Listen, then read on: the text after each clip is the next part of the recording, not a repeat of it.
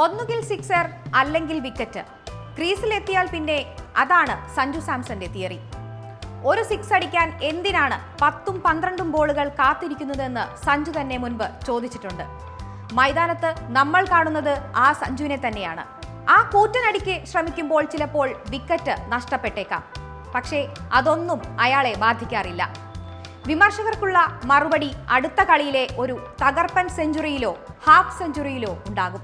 2012 IPL-ൽ കൊൽക്കത്തയിലെത്തുമ്പോൾ 12 ലക്ഷം രൂപയായിരുന്ന സഞ്ജുവിന്റെ മൂല്യം 2026-ലെത്തി നിൽക്കുമ്പോൾ 18 കോടിയിലെത്തിയതും അയാൾ അങ്ങനെ കെട്ടിപ്പൊക്കിയതാണ്. തന്റെ ഈ തിയറി IPL-ൽ സഞ്ജു അക്ഷരം പ്രതി തെളിയിച്ചതുമാണ്. പല ക്ലബ്ബുകൾക്കുമായി ഇതുവരെ കളിച്ച 191 മാച്ചുകൾ, അതിൽ അടിച്ചുകൂട്ടിയത് 5181 റൺസ്. അതിൽ 5 സെഞ്ചുറികളും 27 അർദ്ധ സെഞ്ചുറികളും ഉൾപ്പെടുന്നു.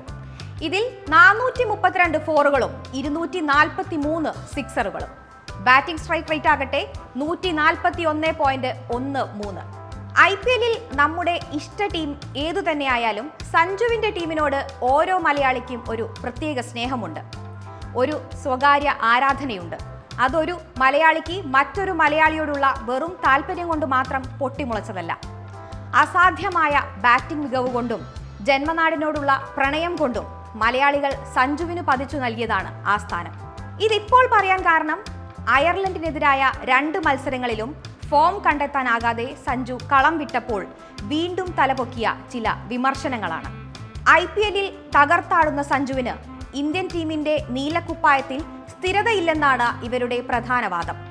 അന്താരാഷ്ട്ര മത്സരങ്ങളുടെ സമ്മർദ്ദം സഞ്ജുവിന് താങ്ങാനാകില്ലെന്ന് മറ്റു ചിലർ. അയർലൻഡിനെതിരെ നടന്നതും 2020, IPL-ൽ നടന്നതും 2020. കഴിയില്ലെങ്കിൽ വൈഭവ് സൂര്യവംശിയെ വിളിക്കൂ എന്നാണ് വിമർശകർ പറയുന്നത്. ആ വിമർശകർ ആരാണെന്നതിലേക്ക് നമുക്ക് പിന്നീട് വരാം.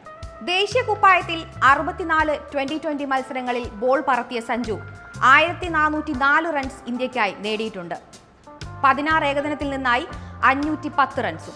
2014 ഓഗസ്റ്റിൽ ഇന്ത്യൻ ടീമിൽ ഇടം പിടിച്ചെങ്കിലും സഞ്ജുവിന് പിന്നീട് അവഗണനയുടെ കാലങ്ങളായിരുന്നു.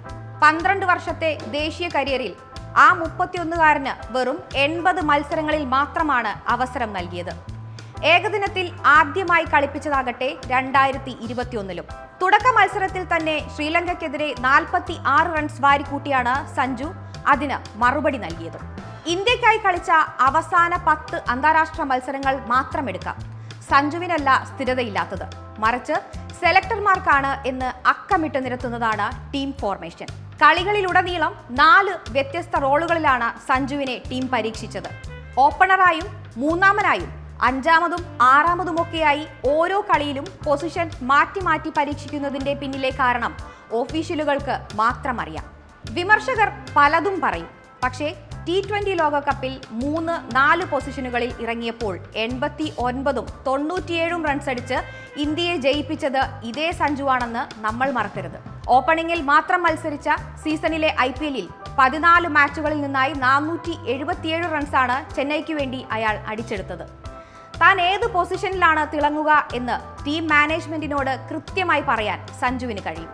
മറ്റു പല മുൻനിര താരങ്ങൾക്കും ലഭിച്ചതുപോലെ തുടർച്ചയായി 10-15 മത്സരങ്ങൾ കളിക്കാനുള്ള ഒരു അവസരം സഞ്ജുവിന് ഇന്ത്യൻ ജേഴ്സിയിൽ ലഭിക്കാറില്ലെന്നതാണ് ഏറ്റവും വലിയ യാഥാർത്ഥ്യം. 1-2 മത്സരങ്ങളിൽ പരാജയപ്പെടുമ്പോൾ തന്നെ പുറത്താക്കപ്പെടുമെന്ന മാനസിക സമ്മർദ്ദം അയാളെ എത്രത്തോളം ബാധിക്കുന്നുണ്ടെന്നത് വ്യക്തമാണ്. പലരും പറയുന്നത് പോലെ സഞ്ജുവിൻ്റേത് ഒരു ഹൈ റിസ്ക് സ്റ്റൈൽ തന്നെയാണ്. ക്രീസിലെത്തിയാൽ ആദ്യ പന്ത് മുതൽ ടീമിന്റെ സ്കോർ ഉയർത്തുക എന്ന ഒരേയൊരു ലക്ഷ്യബോധം മാത്രം. കളി മാറ്റിമറിക്കാൻ കെൽപ്പുള്ള സഞ്ജുവിനെ പോലെ ഒരു ഇമ്പാക്ട് പ്ലെയർക്ക് ഒരേ പൊസിഷനിൽ തുടർച്ചയായി അവസരങ്ങൾ നൽകിയാൽ മാത്രമേ അതിന്റെ പൂർണ്ണഫലം ഇന്ത്യക്ക് കൊയ്യാൻ സാധിക്കൂ. സഞ്ജു ഒരു തണൽ വൃക്ഷമാണ്. കടുത്ത പ്രതിസന്ധിയുടെ വേനൽക്കാലങ്ങളിൽ പോലും ടീമിന് രക്ഷയാകുന്ന റൺസിന്റെ മധുരഫലം തരുന്ന ഒരു വൻമരം.